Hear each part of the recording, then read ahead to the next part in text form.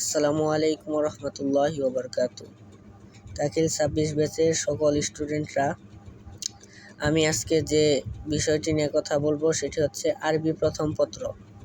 আমাদের অনেকেরই এই আরবি প্রথম পত্রে আমরা অনেকেই প্রশ্নগুলো বুঝতে পারি না, বা প্রশ্নগুলোতে কোনটায় কত নাম্বার সে সম্পর্কে জানি না। তো আমি আজকে এই সকল বিষয় নিয়ে আলোচনা করব এবং সম্পূর্ণভাবে বুঝিয়ে দেওয়ার চেষ্টা করব ইনশাল্লাহ। তো আমাদের আরবি প্রথম পত্রে পূর্ণমান হচ্ছে 100 নাম্বারের মধ্যে আমাদের প্রথম যে 30 নাম্বার রয়েছে সেটি হচ্ছে আন্নাসে মাদরুস বা সিন পেসেস। এইখানে প্রথমে আমরা একটি সিন পেসেস দেখতে পাচ্ছি, আলাল ইনসানু আন ইউহাফিজু আলাল বিয়াতি। তো আমাদের প্রথমেই এই হুবহু একটি সিন প্যাসেজ দেওয়া থাকবে এবং তারপরে নিচে কিছু প্রশ্ন করা হয়েছে এই সিনের আলোকে, এগুলো আমাদের উত্তর দিতে হবে। তো প্রথমে আমাদের কি বলেছে সেটা আমরা একটু বোঝার চেষ্টা করি।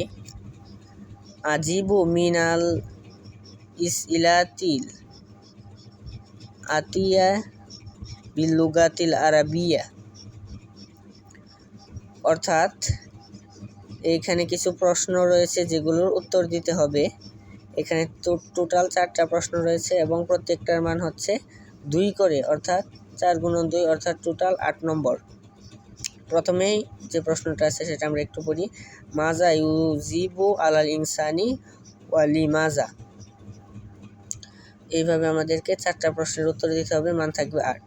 এবং 2 নম্বরে কি বলছে, উজিব আনিল ইস্তিলাতিল আতিয়া বিলুগাতিল আরাবিয়া আরবাতান ফাকাত, অর্থাৎ নিচের প্রশ্নগুলো হতে যে কোনো 4টি প্রশ্নের উত্তর দাও। এখানে আমরা আলিফ নাম্বার দেখতে পাচ্ছি 12 নম্বর, তারপরে এই পাশে রয়েছে হচ্ছে হা, দাল, হা, তারপরে ওয়াও, জাল এবং হা, 1 2 3 4 5 6, এই পাশে হচ্ছে 7 8।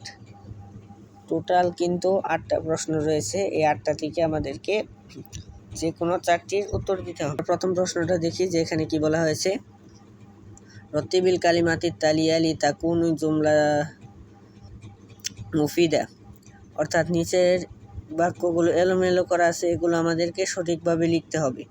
এবং এখানে 4টা রয়েছে, 4টার মধ্যে প্রত্যেকটার মান হচ্ছে 1 করে, অর্থাৎ 4টায় 4 নম্বর। এখানে আমরা প্রথমটা দেখি, আং ইউহাফিজু আলাল ইনসানু আলাল বিয়াতি। এইখানে আমাদের হবে হচ্ছে আলাল ইনসানু আং ইউহাফিজু আলাল বিয়াতি। এইভাবে কিন্তু আমরা এই 4টা প্রশ্ন সমাধান করব। তারপরে 12 নম্বর রয়েছে উক্তুবু সহিহান ইজা কানাতিল আর ইবারত সহিহা আও খতা ইজা কানাত আল ইবারাতু খতিয়া মা তাসহিল খতা, অর্থাৎ এখানে নিচে কিছু বাক্য দেওয়া হয়েছে, এখানে কোনগুলো সঠিক এবং কোনগুলো ভুল সেগুলো আমাদেরকে নির্ণয় করতে হবে।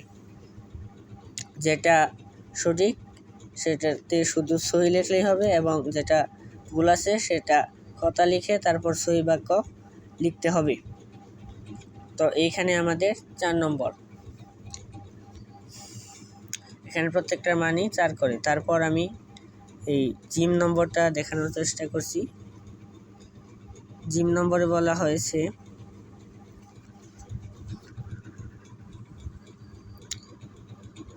ইস্তিবদালুল আদাদিল লাফজু তালিয়া ওয়া কুনুল জুমলাতু, অর্থাৎ নিচের বাক্যগুলো দেওয়া আছে, এই বাক্যগুলো দিয়ে আমাদের